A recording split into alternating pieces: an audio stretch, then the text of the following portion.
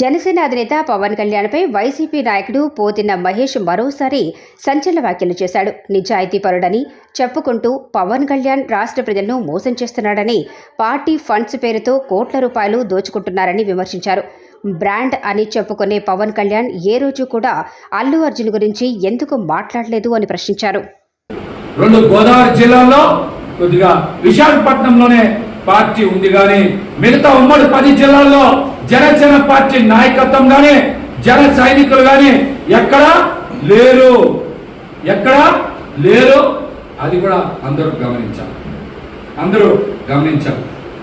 మిగిలి ఉన్న జన సైనికుల్ని, కొద్దిపాటి జనసేన నాయకుల్ని జెండా మూసే కూలీలుగా పవన్ కళ్యాణ్ గారు తయారు చేసి పెద్ద ఎత్తున భారీ ఆర్థిక ప్యాకేజ్ చంద్రబాబు నాయుడు గారి దగ్గర పుచ్చుకున్నాడన్నమాట వాస్తవం. ఈ విషయాన్ని అందరూ కూడా గమనిస్తూనే ఉన్నారు. చంద్రబాబు నాయుడు గారు అరెస్ట్ అయిన తర్వాత పవన్ కళ్యాణ్ గారు రాజమండ్రి వెళ్ళి మిలాఖత్ అయిన తర్వాత పవన్ కళ్యాణ్ గారు కొన్న ఆస్తులు ఎంత, ఎక్కడెక్కడ కొన్నారు, ఎంత విలువ కొన్నారో పవన్ కళ్యాణ్ గారు రాష్ట్ర ప్రజలకి చెప్పాలి. చెప్పకపోతే కొన్ని ఆస్తుల్ని నేనే బహిర్గతం చేస్తా. కొన్ని విషయాలు నాకు తెలుసు కాబట్టి ఆధారాలతో సహా బయట పెడతా.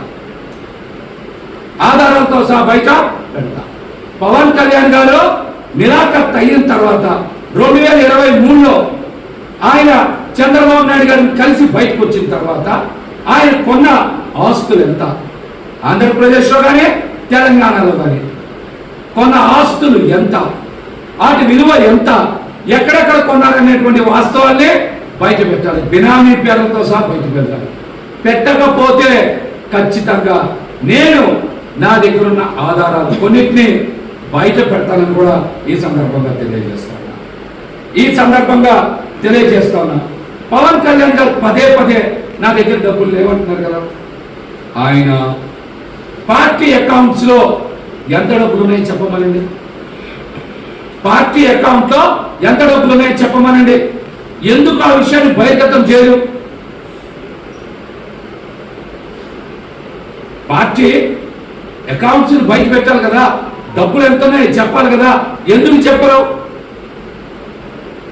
ఎప్పుడు కూడా తీసుకున్న డబ్బులకి ఎంతవరకు లెక్కలు చెప్పరు. జనసేన పార్టీలో నా సేన కోసం నా వంతు అని మీరు వసూలు చేశారు కదా. ఈ అకౌంట్స్ ని బయట పెట్టాలి. అదేవిధంగా గతంలో మంగళగిరిలో జనసేన పార్టీ కార్యాలయం కొనుగోలు చేయడానికి